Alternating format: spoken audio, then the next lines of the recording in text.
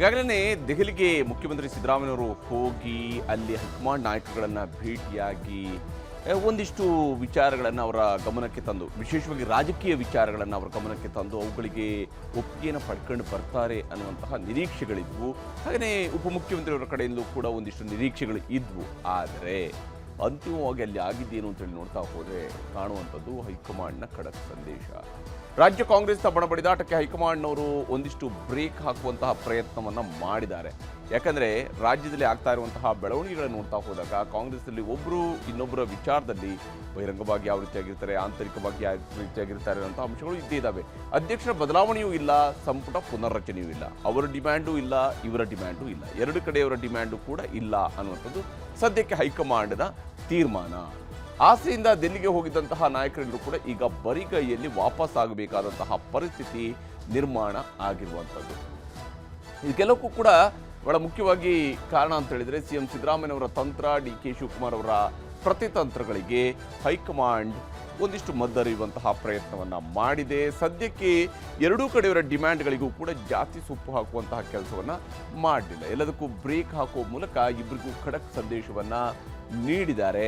ಮತ್ತು ಈ ಹಂತದಲ್ಲಿ ಯಾವುದೇ ರೀತಿಯಾದಂಥ ಸದ್ಯಕ್ಕೆ ಯಾವುದು ಬೇಡ, ನೀವೆಲ್ಲರೂ ಕೂಡ ಮೊದಲು ಆಡಳಿತದ ಕಡೆಗೆ ಗಮನ ಹರಿಸಿ ಸಾಕು, ಅದನ್ನು ಆ ಕೆಲಸ ಮಾಡಿ, ನಿಮಗೆ ಕೊಟ್ಟಿರುವಂತಹ ಕೆಲಸಗಳಿದ್ದಾವೆ ಅವುಗಳನ್ನು ನೀವು ಮಾಡಿ. ಸದ್ಯಕ್ಕೆ ಯಾವುದೇ ರೀತಿಯಂತಹ ಬದಲಾವಣೆಗಳು ಬೇಡ, ಸಂಪುಟ ಪುನರ್ರಚನೆ ಆಗಲಿ ಬೇಡ, KPCC ಅಧ್ಯಕ್ಷರ ಬದಲಾವಣೆ ಬೇಡ, ಅಥವಾ ಬೇರೆ ಯಾವುದೇ ವಿಚಾರಗಳು ಬೇಡ ಅಂತ ಹೇಳಿ.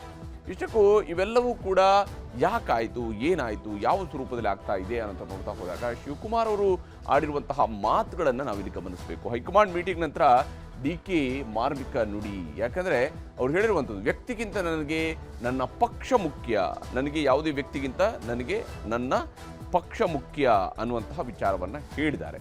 5 ವರ್ಷಗಳಲ್ಲಿ ಸಾಕಷ್ಟು ಕೆಲಸ ಮಾಡಿದ್ದೇನೆ, ಅಂದರೆ ಇದು ನಾನು ಮಾಡಿರುವಂತಹ ಕೆಲಸಕ್ಕೆ ಈಗ ಫಲ ಸಿಗಬೇಕಾದ ಕಾಲ ಬಂದಿದೆ ಅನ್ನುವಂತಹ ಅರ್ಥವೂ ಕೂಡ ಇದ್ದೇ ಇದೆ. ಪಕ್ಷ ಹೇಳಿದಂತೆ ಕೇಳುವಂಥದ್ದಷ್ಟೇ ನನ್ನ ನಿಲುವು, ಪಕ್ಷ ಏನು ಹೇಳುತ್ತೆ ಅದನ್ನು ಕೇಳ್ಕೊಂಡಿರುವಂಥದ್ದಷ್ಟೇ ನನ್ನ ನಿಲುವು, ಅದರಲ್ಲಿ ಯಾವುದೇ ರೀತಿಯಂಥ ಬದಲಾವಣೆಗಳಿಲ್ಲ ಅಂತೇಳಿ. ಯಾಕಂದರೆ ಅವರು ಪಾರ್ಟಿ ಮ್ಯಾನ್, ಪಾರ್ಟಿ ಏನು ಹೇಳುತ್ತೆ ಅದನ್ನು ಮಾಡ್ತೀನಿ, ಅವಷ್ಟೇ ಅವ್ರಿಗೆ ಗೊತ್ತಿರುವಂಥ ವಿಚಾರ. ಪಕ್ಷಕ್ಕೆ ಏನು ಒಳ್ಳೆಯದಾಗುತ್ತೆ ಅದು ಆಗಲಿ ಬಿಡಿ ಅನ್ನುವಂಥದ್ದನ್ನು ಅವ್ರು ಹೇಳಿದ್ದಾರೆ. ಅಂದರೆ ಯಾವುದೇ ವಿಚಾರಗಳಲ್ಲಿರ್ಬೋದು, ಪಕ್ಷಕ್ಕೆ ಏನು ಒಳ್ಳೆಯದಾಗುತ್ತೋ ಅದು ಆಗಲಿ, ಅದು ಬಿಟ್ಟು ಬೇರೆನೇನಿಲ್ಲ, ವೈಯಕ್ತಿಕ ಏನೂ ಇಲ್ಲ. KPCC ಅಧ್ಯಕ್ಷ ಪಟ್ಟ ಬಿಟ್ಟುಕೊಡೋದಕ್ಕೂ ಕೂಡ ತೀರ್ಮಾನಿಸಿದ್ರಾ ಅಂತೇಳಿ. ಯಾಕಂದರೆ 5 ವರ್ಷ ಆಯಿತು, ಬೇಕೇ ನಾನು ಪಟ್ಟ ಬಿಟ್ಟುಕೊಡೋದಕ್ಕೂ ಕೂಡ ರೆಡಿ ಅನ್ನುವಂತಹ ಧಾಟಿಯಲ್ಲಿ ಅವರು ಮಾತನಾಡ್ತಾ ಇದ್ದಾರೆ. ಆದರೆ ಪಟ್ಟ ಬಿಟ್ಟುಕೊಡುವಾಗ ಇನ್ನೊಂದು ಪಟ್ಟಕ್ಕೆ ಹೋಗಬೇಕು ಅನ್ನುವಂಥ ಅವರ ನಿರೀಕ್ಷೆ ಅಂತೂ ಇದ್ದೇ ಇದೆ, ಅದರಲ್ಲಿ ಯಾವುದೇ ಅನುಮಾನಗಳಿದ್ದಾವೆ. ಶಿವಕುಮಾರ್ ಅವರು ಇವತ್ತು ಏನು ಹೇಳಿದ್ದಾರೆ ಅಂತ ನಿಮಗೆ ತೋರಿಸ್ತೀವಿ. ನಿಲುವು ಪಾರ್ಟಿ ಏನ್ ಹೇಳ್ತದೆ ಅದನ್ನ ನಾವು ಕೇಳ್ಕೊಂಡು ಹೋಗೋದು. 5 ವರ್ಷ ಮಾಡಿದ್ದೀವಿ, ಪಕ್ಷಕ್ಕೆ ಏನೆಲ್ಲ ಒಳ್ಳೇದಾಗಬೇಕು ಅದು ಬಹಳ ಇಂಪಾರ್ಟೆಂಟ್. ಪಕ್ಷಕ್ಕೆ ಏನು ಒಳ್ಳೇದಾಗ್ತದೆ ಅದೆಲ್ಲ ನಮಗೆ ವ್ಯಕ್ತಿಯಕ್ಕಿಂತ ಪಕ್ಷ ಮುಖ್ಯ. ನಮ್ಗೆ ಬೇಕಾದ್ರೆ ರಿಲೀಸ್ ಮಾಡ್ತಾರೆ, ಬೇಡ.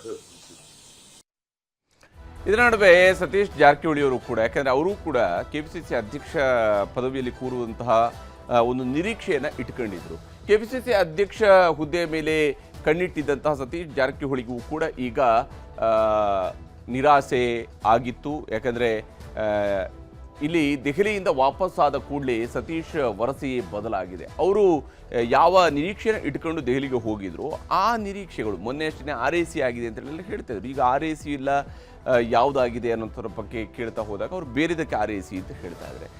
ಎಲ್ಲವೂ ಕೂಡ ಹೈಕಮಾಂಡ್ ಮಟ್ಟದಲ್ಲಿ ಚರ್ಚೆ ಆಗಿದೆ, ಯಾವುದೇ ವಿಷಯ ಇದ್ರೂ ಕೂಡ ಅವೆಲ್ಲವೂ ಕೂಡ ಹೈಕಮಾಂಡ್ ಮಟ್ಟದಲ್ಲಿ ಚರ್ಚೆ ಆಗಿದೆ ಅನ್ನುವಂಥ ಉತ್ತರವನ್ನು ಮಾತ್ರ ಸತೀಶ್ ಜಾರಕಿಹೊಳಿ ಅವರು ಸದ್ಯಕ್ಕೆ ಕೊಡ್ತಾ ಇದ್ದಾರೆ. ಅಂದರೆ ನಾವು ನಮ್ಮ ಕೆಲಸ ಮಾಡ್ತೀವಿ, ಹೈಕಮಾಂಡ್ನ ಕೆಲಸ ಮಾಡುತ್ತೆ ಅನ್ನೋಂಥ ಧಾಟಿಗೆ ಬಂದಿದ್ದಾರೆ. ಎಲ್ಲದಕ್ಕೂ ಕೂಡ CM ಸಿದ್ದರಾಮಯ್ಯನವರ ಹತ್ರ ಅವರ ಕಡೆಗೆ ಬೊಟ್ಟು ಮಾಡ್ತಾ ಇದ್ದಾರೆ ಸತೀಶ್ ಜಾರಕಿಹೊಳಿ ಅವರು.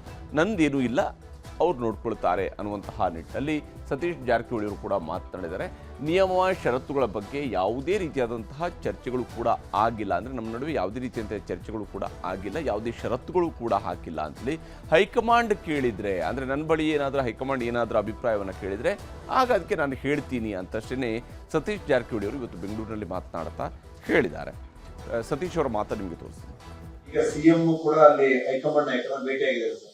ಏನ್ ಸರ್ ತಮ್ಮ ಪರವಾಗಿ ಗೊತ್ತಿಲ್ಲ, ಅದೇ ಗೊತ್ತಿಲ್ಲ. ಬಂದ್ಮ್ಯಾಗ ಸಾಯಂಕಾಲ ನಾಳೆ ಭೇಟಿಯಾದಾಗ ಗೊತ್ತಾಗ್ರಿ ಏನ್ ಚರ್ಚೆ ಆಗಿದೆ, ಏನು ಅವರು ಹೈಕಮಾಂಡ್ ಹೇಳಿದ್ರಿಂದ ಭೇಟಿ ಆದ್ಮೇಲೆ ಗೊತ್ತಾಗೋದು. ಭೇಟಿ ಆಗ್ತಿಲ್ಲ. ನಮ್ಮ ಹೆಸರು ಕೂಡ ಹೈಕಮಾಂಡ್ ಮುಂದೆ ಇದೆ. ಗೊತ್ತಿಲ್ಲ, ಯಾರ್ಯಾರು ಹೇಳಿದಾರೆ ಏನ್ ಗೊತ್ತಿಲ್ಲ ರೀ. ನಾವು ಪತ್ರಿಕೆಯಲ್ಲಿ ನೋಡಿದೆವು ಈಶ್ವರ್ ಖಂಡ್ರೆ ಅವ್ರದ್ದು ನಮ್ದು ಇದೆಯಾ ಅಂತ. CM ಅವ್ರು ಬಂದ್ಮೇಲೆ ಬೆಟ್ಟ ಆಗ್ತೀನಿ, ಚರ್ಚೆ ಮಾಡ್ತೀವಿ ಏನಾಗಿದೆ ಅಂತ ತಿಳ್ಕೊಳ್ತೀವಿ. ಇಲ್ಲ, ನಮ್ ಕಡೆ ಅಭಿಪ್ರಾಯ ಯಾರು ಇಲ್ಲ ಪಡೆದಿಲ್ಲ ರೀ. ನಾವು ನಾವ್ಯಾರು ಕೇಳಿಲ್ಲ ರೀ, ಎಲ್ಲೂ ಕೇಳೇ ಇಲ್ಲ. ಇನ್ನು CM ಅವ್ರು ಏನೇನ್ ಚರ್ಚೆ ಮಾಡಿದಾರಂತ ಆಲ್ರೆಡಿ ಭೇಟಿ ಅಂದಾಗ ಕೇಳ್ತೇನೆ. ಕೆಪಿಸಿಸಿ ಅಧ್ಯಕ್ಷ ಸ್ಥಾನ ಕೊಡ್ತಾರೆ, ನಮ್ದೆಲ್ಲ ಸಪೋರ್ಟ್ ಇರುತ್ತೆ. ಇದ್ದೇ ಇರ್ತೈತಿ, ಯಾರಾದ್ರೂ ಇದ್ದೇ ಇರ್ತೈತಿ, ಅದಕ್ಕೆ ಪ್ರಶ್ನೆ ಇಲ್ಲ. ಯಾರಾದ್ರೂ ಸಪೋರ್ಟ್ ಇದ್ದೇ ಇರ್ತೈತೆ, ಮಾಡೇ ಮಾಡ್ತೀವಿ. ಹೀಗೆ ಸತೀಶ್ ಜಾರಕಿಹೊಳಿ ಅವರು ಯಾರೇ ಇದ್ರೂ ಕೂಡ ನಾನು ಸಪೋರ್ಟ್ ಮಾಡೇ ಮಾಡ್ತೀನಿ ಅನ್ನುವಂತಹ ಮಾತುಗಳನ್ನ ಹೇಳ್ತಾರೆ. ಅಂದರೆ ಅವರು ಕೂಡ ಒಂದಿಷ್ಟು ಪಾಸಿಟಿವ್ ಅಂಶದಲ್ಲಿ ಇಟ್ಕೊಂಡಿದ್ದಾರೆ. ತನಗೆ KPCC ಅಧ್ಯಕ್ಷ ಸ್ಥಾನ ಸಿಗುತ್ತೆ ಅನ್ನುವಂಥ ನಿರೀಕ್ಷೆಯನ್ನು ಅವರು ಇಟ್ಕೊಂಡಿದ್ದಾರೆ. ಅದಕ್ಕೆ ಅವರು ಹೇಳ್ತಾ ಇದ್ದಾರೆ, ನನ್ನ ಹೆಸರು ಮತ್ತು ಈಶ್ವರ್ ಖಂಡ್ರೆ ಅವರ ಹೆಸರು ಕೂಡ ಮಾಧ್ಯಮದಲ್ಲಿ ಓಡಾಡ್ತಾ ಇದೆ, ಆದರೆ ಮುಖ್ಯಮಂತ್ರಿಯವರು ಬಂದ ಮೇಲೆ ಎಲ್ಲ ಮಾತಾಡ್ತೀನಿ ಅಂತಕೊಂಡು. ಸದ್ಯಕ್ಕೆ ಸತೀಶ್ ಜಾರಕಿಹೊಳಿ ಅವರು KPCC ಅಧ್ಯಕ್ಷ ಸ್ಥಾನದ ಅತ್ಯಂತ ಸ್ಟ್ರಾಂಗ್ ಕಂಟೆಂಡರ್, ಅದರಲ್ಲಿ ಯಾವುದೇ ಅನುಮಾನಗಳಿಲ್ಲ. ಅವರು ನನಗೆ KPCC ಅಧ್ಯಕ್ಷ ಸ್ಥಾನ ಸಿಗಬೇಕು ಅನ್ನೋಂತಹ ನಿಟ್ಟಲ್ಲಿ ಅವರದೇ ಆದಂತಹ ಯೋಚನೆಗಳಿದ್ದಾವೆ. ಅದರ ಪ್ರಕಾರವಾಗಿ ಅವರದೇ ಆದಂತಹ ರಾಜಕೀಯದ ಗುರಿಯನ್ನು ತಲುಪುವಂತಹ ಉದ್ದೇಶದಿಂದ KPCC ಅಧ್ಯಕ್ಷ ಸ್ಥಾನವೇ ತನ್ನ ಗುರಿ ಅಂತ ಹೇಳ್ಕೊಂಡು ಇಟ್ಕೊಂಡಿದ್ದಾರೆ. ಆದರೆ ಅವರಿಗೆ KPCC ಅಧ್ಯಕ್ಷ ಸ್ಥಾನ ಕೊಡಬೇಕು ಅಂತೇಳಿ ಆದರೆ ಅಷ್ಟು ಸುಲಭವಾಗಿ ಸಿದ್ದರಾಮಯ್ಯನವರು ಕೂಡ ತಮ್ಮ CM ಸ್ಥಾನವನ್ನು ಬಿಟ್ಟುಕೊಟ್ಟು ಅದನ್ನು DK ಶಿವಕುಮಾರ್ ಅವರು ಆ ಸ್ಥಾನದಲ್ಲಿ ಹೋಗಿ ಕೂರುವಂತಹ ಪರಿಸ್ಥಿತಿ ನಿರ್ಮಾಣ ಆಗುತ್ತಾ ಅನ್ನುವ ಪ್ರಶ್ನೆಯೂ ಕೂಡ ಇದ್ದೇ ಇದೆ. ಯಾಕಂದರೆ ಶಿವಕುಮಾರ್ ಅವ್ರಿಗೆ ಅವರು ಕೂಡ ಒಂದು ಬಡ್ತಿಯ ನಿರೀಕ್ಷೆಯಲ್ಲಿದ್ದಾರೆ. ಆ ಬಡ್ತಿ ಸಿಕ್ಕಿದರೆ ಅವರು ಈ ಕುರ್ಚಿಯನ್ನು ಬಿಟ್ಟುಕೊಡೋದಕ್ಕೆ ಅವರು ಕೂಡ ತಯಾರಿರಬಹುದು. ಹೀಗಾಗಿ ಈ ಜೋಡಿಗಳು ಯಾವ ಸ್ವರೂಪದಲ್ಲಿ ಸಾಕ್ತವೆ, ಹೈಕಮಾಂಡ್ ಯಾವ ಸ್ವರೂಪದಲ್ಲಿ ಇದನ್ನು ಮುಂದಿನ ದಿವಸಗಳು ಕೂಡ ನಿಭಾಯಿಸುತ್ತೆ ಅನ್ನೋಂಥದ್ದನ್ನು ನೋಡಬೇಕು. ಆದರೆ ಸದ್ಯಕ್ಕಿರುವಂತಹ ಮಾಹಿತಿಯ ಪ್ರಕಾರ ರಾಜಕೀಯವಾಗಿ ಇವರು ದೆಹಲಿಗೆ ಹೋಗಿರ್ತಕ್ಕಂತಹ ವಿಚಾರಗಳಿಂದವಲ್ಲ, ಆ ರಾಜಕೀಯದ ಪ್ರಶ್ನೆಗಳಿಗೆ ಶೂನ್ಯ ಫಲಿತಾಂಶ ಮಾತ್ರನೇ ಅಲ್ಲಿಂದ ಸಿಕ್ಕಿದೆ ಅನ್ನುವಂಥದ್ದು ಸದ್ಯಕ್ಕಿರುವಂತಹ ಮಾಹಿತಿ.